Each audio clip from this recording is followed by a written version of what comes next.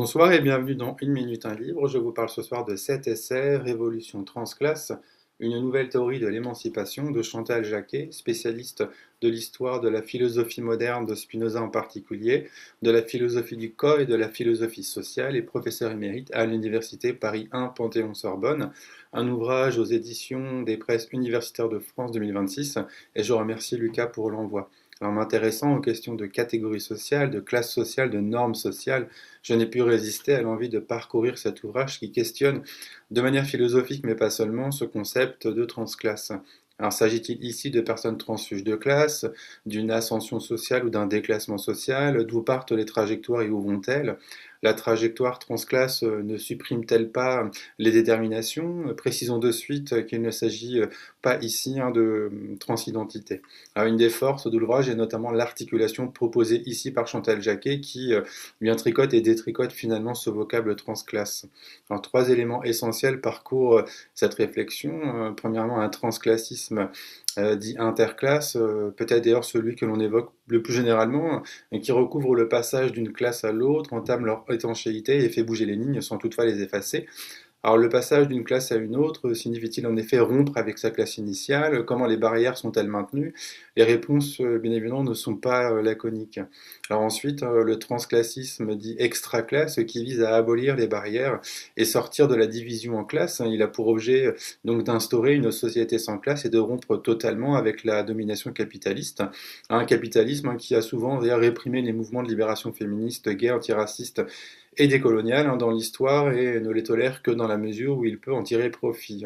Donc je cite toujours, le capitalisme a sans cesse besoin de fabriquer des discriminations et de dévaluer certaines catégories pour diminuer le coût du travail et augmenter ses profits en accordant des salaires et des promotions moindres aux femmes, aux personnes racisées, immigrées, homosexuelles, etc. Et donc ce n'est pas sans nous rappeler bien évidemment les réflexions relatives au genre ici et les courants de pensée hétérogènes associés. Alors le transclassisme extra-classe désigne donc un horizon critique visant la sortie de la division en classes sans pour autant subsumer l'ensemble des luttes sous une seule logique. Enfin, le transclassisme dit supraclasse qui exprime le mouvement de transcendance par rapport à la classe et qui est impliqué par la nécessité de penser l'imbrication des catégories transversales à l'œuvre dans le processus d'émancipation. Alors, quid de la question intraclasse, quel transclassisme souhaitez-vous finalement et quel lien avec les questions aussi donc d'intersectionnalité et ses limites précises dans l'ouvrage notamment, avec l'exemple bien de la métaphore routière dans le limite. Donc reprenons quel est le lien avec ces questions d'intersectionnalité, de genre, de sexualité, etc. En effet, la thématique de la diversité des luttes et des limites du transclassisme sont des données qui renvoient aussi, ou également à l'idée que la mutation vers une société sans classe ne peut ainsi être effective que sous la forme d'un éco-transclassisme. Là encore, ce n'est pas sans nous rappeler certains travaux actuels sur l'éco-transféminisme. Alors, parle-t-on de revanche sociale ou de riposte au sexisme, au racisme, au LGBTQIA+, phobie et autres formes de discrimination?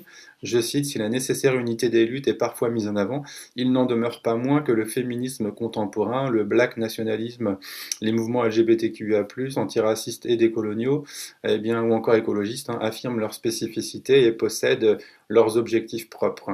Faisant valoir la multiplicité des formes de domination et le caractère croisé des discriminations, ils n'entendent nullement se ranger de manière uniforme sous la bannière du transclassisme et faire de la société sans classe la priorité des priorités.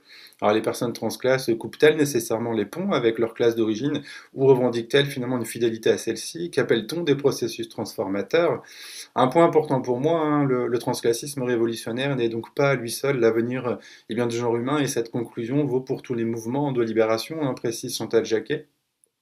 Donc ces mouvements de libération pris isolément. C'est pourquoi il convient de changer de régime de pensée et d'envisager l'union sous l'angle de l'intersectionnalité. Une autre chose est sûre, les trajectoires transclasses sont exemplaires car elles déjouent les lois statistiques de la reproduction, vouant les enfants à connaître peu ou prou le même sort sur leurs parents et bousculent la hiérarchie du monde social qui assigne une place à chacune et à chacun dès leur naissance au sein d'une classe donnée. Alors pour les individus comme pour les groupes, l'autodétermination est finalement subordonnée à l'abolition ou à la neutralisation de l'hétérodétermination. Donc finalement, penser les transclassismes, c'est déplacer le regard et non penser finalement solution miracle aux dominations. Je vous invite vraiment à découvrir cet ouvrage, c'est extrêmement riche. Je vous souhaite une bonne lecture, une bonne découverte et à bientôt.